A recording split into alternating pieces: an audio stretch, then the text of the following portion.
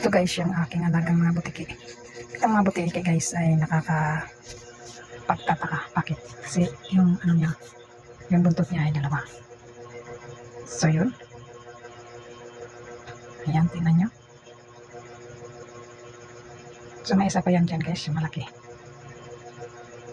Ayan. Sila yung mga butiki kong alaga na nakain lang sila ng mga langaw. Ayan.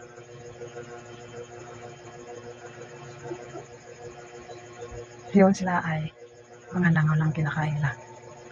So ayan, binibidyo ko pero hindi takot. So yun sila. Nasa loob ng aking parlor. So yun ay alaga ko na. Ayun guys, binibidyo ko lang guys pero hindi siya natakot. Ayan guys, thank you for watching.